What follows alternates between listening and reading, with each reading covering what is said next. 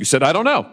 I don't have the case details with me today. Congressman Bishop says, you don't know? And you said, I don't know. I don't have the details with respect to that individual's case, but I would be pleased to provide them to you, Congressman. You didn't know 2 days ago. Now, interestingly, on April the 10th, 6 days before that, you gave Senator Katie Britt a different answer. She asked you the same question. She said, Senator Hawley, you're recognized for your questions. Thank you very much, Mr. Chairman. Mr. Secretary, let's just come back to Jose Ibarra, if we can. You know who that is. That's a question. You know what he did? I know what he's accused of doing. Which is? Murdering a young woman. And that wasn't the first crime that he committed in this country, was it? Senator, as I've articulated previously, I'm not going to speak about the facts of the case because there is an ongoing criminal investigation. Have you read his parole file? Senator, same answer.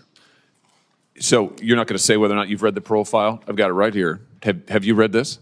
Senator, I do not want to speak to the particulars of the case given the pending criminal prosecution. No, I find this interesting because this is a new answer today. You've changed your answers all over the map on this, and it looks like to me you just don't want to answer the question. 2 days ago, you were asked about this in the House Homeland Security Committee. I've got the transcript right here in front of me. You were asked the same question. Jose Ibarra, why was he paroled? You said, I don't know. You said, I don't know. I don't have the case details with me today. Congressman Bishop says, you don't know? And you said, I don't know. I don't have the details with respect to that individual's case, but I would be pleased to provide them to you, Congressman. You didn't know 2 days ago. Now, interestingly, on April the 10th, 6 days before that, you gave Senator Katie Britt a different answer. She asked you the same question. She said, why was Jose Ibarra paroled into the United States?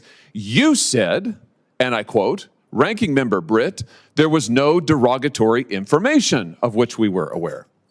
So you were happy to comment on the case then, on April the 10th. By April the 16th, you had developed amnesia, and today you say you just won't comment.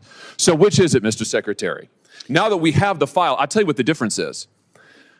Congressman Bishop didn't have the parole file, and Senator Britt didn't have the parole file, and now we do have the parole file. And now we all know that the reason he was paroled into this country was because lack of detention capacity, which, as you and I both know, is not a valid reason under the statute. And now that we know that for sure, this is right out of the parole file. Here it is. Subject was paroled due to detention capacity at the Central Processing Center in El Paso, Texas. Now suddenly you don't want to talk about it. This is extraordinary. It's also a pattern with you. So let me just try one more time. Have you read the parole file? Senator, I'm going to give the same answer, and let me say well, which one? Are you going to give me the answer you gave to Senator Britt? Or are you going to give the answer you gave to Congressman Bishop? Or the answer you gave to Senator Paul? Or do you want to try a fourth one? Senator, I will not speak to the particulars of the case given the pending criminal prosecution. Yeah, well, I'm sure. Well, you certainly, of course you don't want to, because it is an absolutely damning indictment of your policies. Let's just review Jose Ibarra, and how he came to be here. On September the 8th, 2022, he was encountered by United States Border Patrol in El Paso, Texas, and was paroled into the United States due to lack of detention capacity. A provision, a proviso, a rule that is not permitted under the statute. You and I both know you know this. You knew it when you were talking to Congressman Bishop. You knew it when you were testifying to Senator Britt, and you know it today. You just never wanted to cop to it because the statute doesn't permit it. And so you lied to Congressman Bishop and you lied to Senator Britt.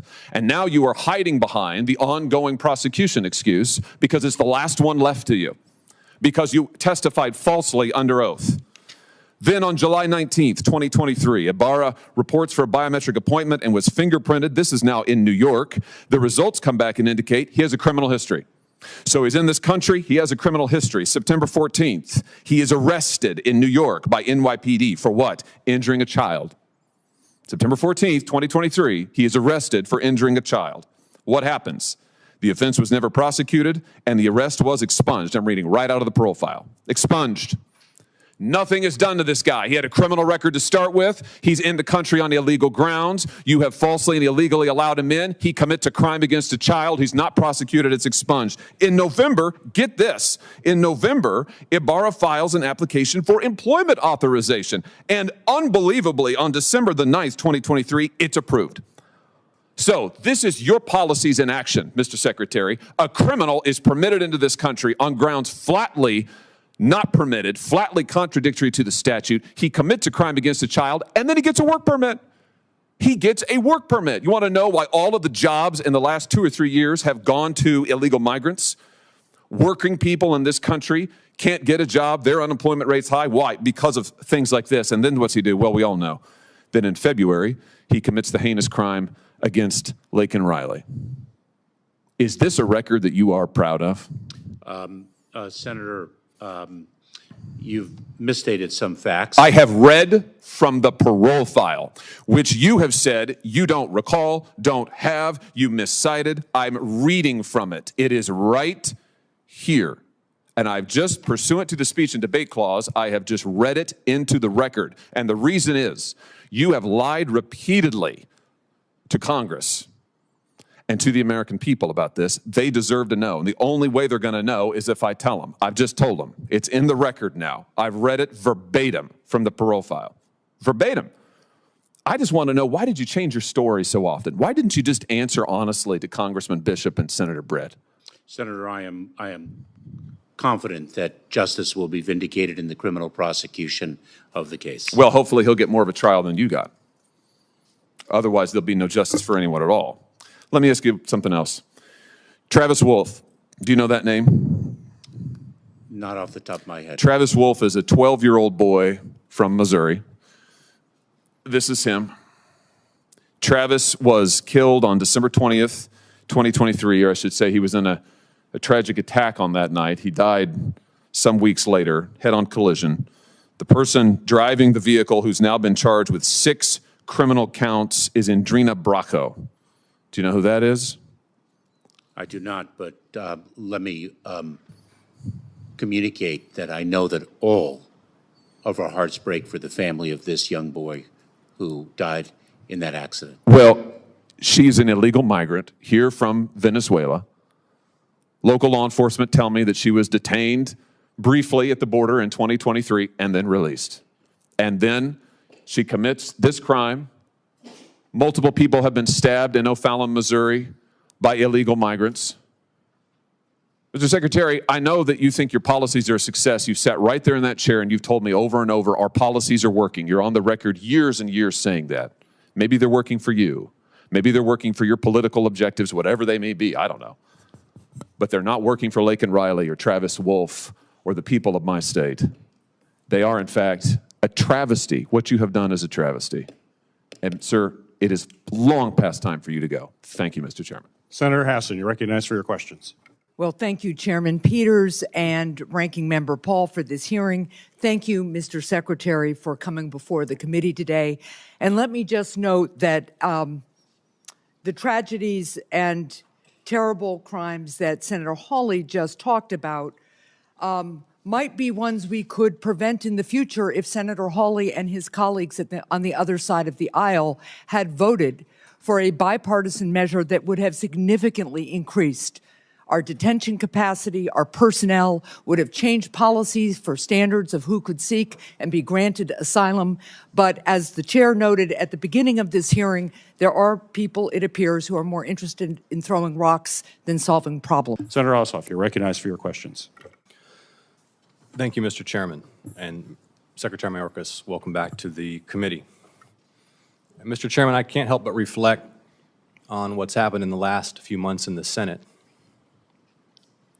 No one, and I mean no one, is interested in or takes seriously lectures on border security from Senate Republicans. No one. In one of the most stunning acts of political cowardice in recent American history, a bipartisan border security bill co-authored by a conservative Republican member of this committee was put forward in the U.S. Senate. It would have tightened asylum standards to stop exploitation of the asylum system. It would have surged enforcement resources to the border. It would have meant more expedited removals of those who enter this country unlawfully. It would have empowered the federal government to take the fight to the drug cartels who are laying waste to communities across our country with fentanyl. A bipartisan border security bill co-authored by a conservative Republican member of this committee. And it wasn't just voted down by Senate Republicans, it was denied even a debate on the floor of the United States Senate.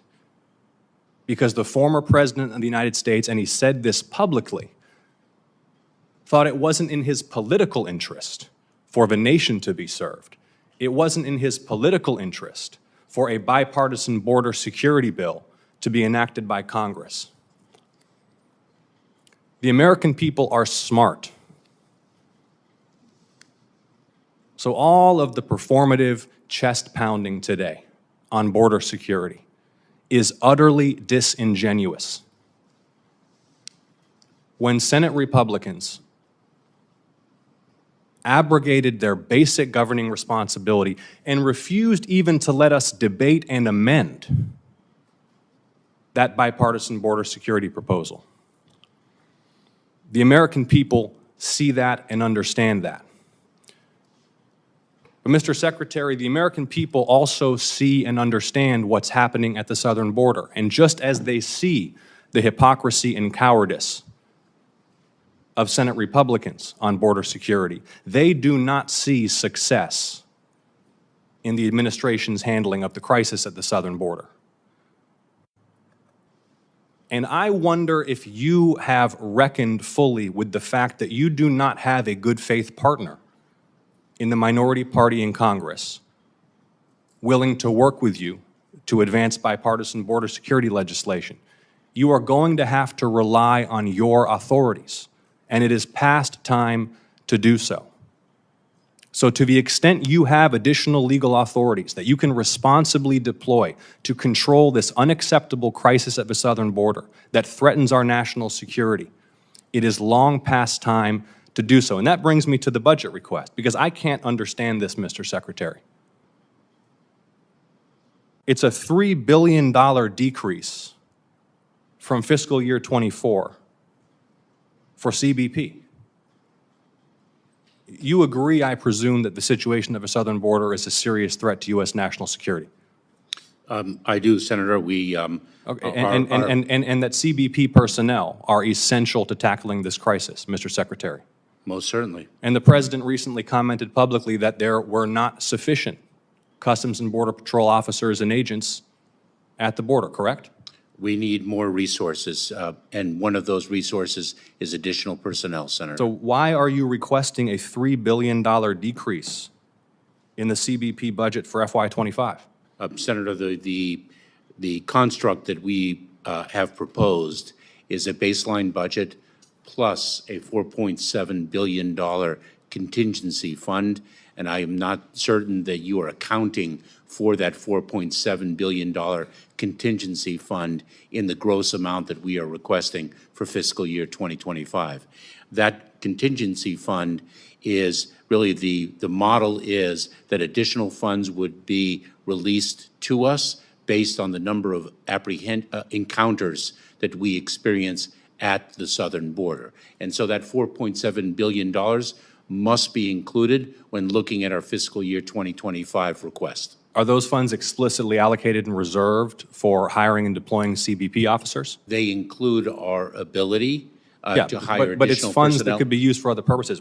I cannot, this is an insufficient request of the U.S. Congress, given the severity of what we're facing at the southern border. I would be very, very pleased to work with this committee and the Congress on increasing the resources above and beyond that which has been requested. So given the Senator, urgency of the need, why did you not request more funding for Customs and Border Patrol? Senator, we work within the context of the Fiscal Responsibility Act. We continue to believe that the extraordinary resources that would have been delivered under the Senate's bipartisan legislation would have been transformative, not only in the provision of resources, but in the delivery of authorities that we currently do not Yeah, have. and I agree with you. But President Trump killed the bill for political reasons. And it's gone. You don't have a good faith partner in the minority here. Only you, through the funds that you request and use from the Congress in the appropriations process, and by using those authorities that there's discussion of you exercising, only you have the power to address this crisis, and I urge you to act with utter urgency to do so. Thank you, Mr. Chairman. Assure you that I have honored the oath of office that I have taken more than 5 times in my 22-plus years of federal service. Let me go back to the question. That's as accurate as it is irrelevant, which is, my question is, you said that the border was secure. What did you mean when you said the border was secure? Is that not a lie? Senator, you've asked me now if that is a lie, and I have assured you that I have honored the oath of office that I have taken. In what way was it not a lie then? Senator, with the resources and authorities that we have, it is as secure as it can be. Thank you. Second question. The law states, and the House correctly noted, that encounters at the border and people seeking parole and so forth should be detained, and yet you release them. Why did you release them? Senator, we release individuals into immigration enforcement proceedings when our detention capacity cannot meet them in detention, and they do not pose a threat to public safety or national security based upon the screening and vetting that we perform at the border. Clearly that screening and vetting was insufficient given the number of murders and other crimes committed by a number of those people so released. But is there a law when the detention facility is full? I understand why you say I can't put them in detention, which the law requires, if there's no more detention space. But does the law indicate what you then do? Because under President Trump, they were sent back to Mexico, as I understand it. And under your administration, they were released into the country. Am I wrong in that assessment? Yes, you are, Senator, respectfully. You want to explain in what way? Of course, because I believe, and I want to be accurate in the data that I provide to you, and so I will verify subsequent to this hearing, Senator. I believe that a total of approximately 70,000 people were processed through the Remain in Mexico policy, and the balance were either detained or placed into immigration enforcement proceedings on a non-detained docket with a notice to appear. That is something that has been characteristic of our broken immigration system. Do you have any sense of the proportion? How many were sent back to Mexico and how many were released into the country? I would be pleased to provide that to you subsequently, Senator. That would be helpful. The law also, and the House correctly noted, that asylum seekers should be evaluated individually, not released en bloc, and yet they were released en bloc. Why is that? Senator, I don't know to what the House was referring, because we make individualized asylum determinations. Our asylum officers are trained to do so based upon the facts presented to them in each case. Well, I would refer you to the articles of impeachment, which I presume you've had the chance to read. Is that right? Actually, I have not read the articles of impeachment. I probably want to do that because it alleges that you did not follow the law of the United States of America, and either you or your legal counsel ought to read that to make sure that you are following the law of the United States of America. But it indicates that individuals are to be evaluated individually and not let go or not released into the country en bloc, and yet it says that you did release en bloc large numbers of individuals into the country that should have been individually evaluated. Is that the case or not the case? That is not the case. Thank you, Mr. Chairman. I've used my time.